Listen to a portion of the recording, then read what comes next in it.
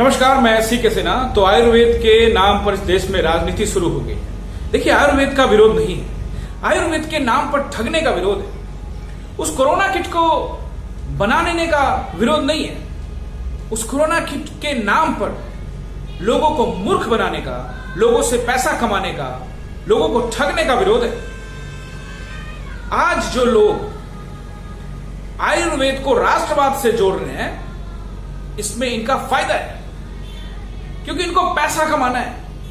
ये आपको मूर्ख बनाकर पैसा कमाना चाहते हैं, लगातार कमाते आ रहे हैं। मैं सिर्फ इस सरकार की बात नहीं कर रहा, ये सरकार व्यवस्था परिवर्तन करने के लिए आई थी, लेकिन ये खुद उस व्यवस्था की हिस्सा बन गई है। इसने कहा था कि हम चीजें बदल देंगे, लोगों के अच्छे दिन आएंगे, लेकिन नहीं, ये जानबूझकर ऐसा नैरेटिव सेट कर रहे हैं, राष्ट्रवाद से जोड़ रहे हैं। इस देश में अगर आप प्रधानमंत्री मोदी का विरोध करेंगे तो ये कहेंगे कि ये राष्ट्र विरोधी है।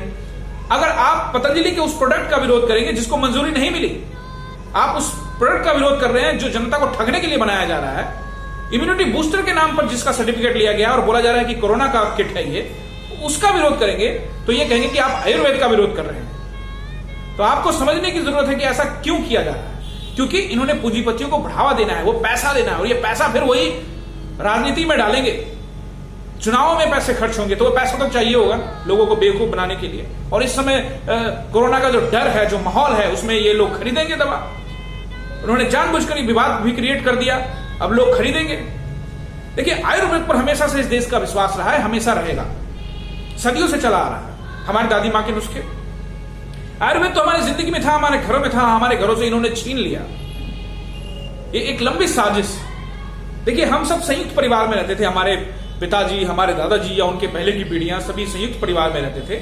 और आज हमारा वो जो प्लॉट था, जो एक खाली प्लॉट बचा हुआ था जिसमें हम नीम, आंवला या और साग सब्जियां उगाते थे बिना पेस्टिसाइड वाले, वो प्लॉट हमसे छीन लिया इन्होंने हमारे घर में एक टेलीविजन दिया, उस टेलीविजन में एक सास बहू के सीरियल्स लगाए और हमारे दिमाग में जहर भर दिया, और हम सब अलग हो गए, भाई भाई अलग हो गए। और वो जो खाली प्लॉट था जिस पर इनकी नजर थी, उस पर वो ऑक्युपाई हो गया, वहां एक घर बन गया।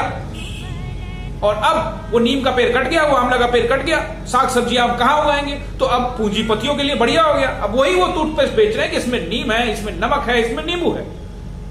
वही साबुन बेच रहे हैं, कभी बोल रहे हैं कि इसमें ये है, कभी बोलते हैं कि इसके अंदर में दूध है, कभी बोलते हैं इसके अंदर में चंदन है।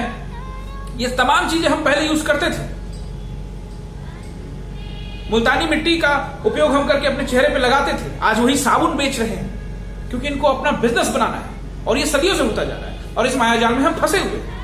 आयुर्वेद का विरोध इस देश में कभी नहीं हो सकता। आयुर्वेद तो हम पूरी दुनिया को हम आयुर्वेद में लीड करते रहे, सदियों से करते रहे, और आज आगे भी करते रहेंगे।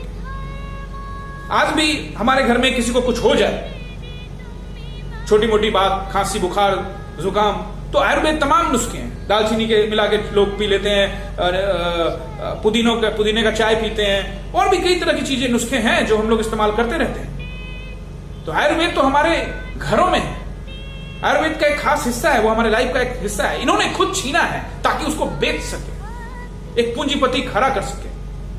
सही मायने में आत्मनिर्भर हम तब थे, जो आज इस आत्मनिर्भर का राग अलापा जा रहा है, इन्होंने हमसे ये छीन लिया। और आज विरोध हम इस बात का कर रहे हैं कि ये जो प्रोडक्ट लॉन्च किया है, ये बिल्कुल गलत है, बिना मंजूरी के प्रोडक्ट लॉन्च किया गया। इससे तो भारत का नाम भी खराब हुआ, आयुर्वेद का नाम इन्होंने खराब किया। जानबूझ के नैरेटिव चला रहे हैं कि अगर आप रामदेव के उस प्रोडक्ट का विरोध कर रहे हैं तो आप आयुर्वेद के विरोधी हो गए। ऐसी कोई बात नहीं है, आपको समझना पड़ेगा।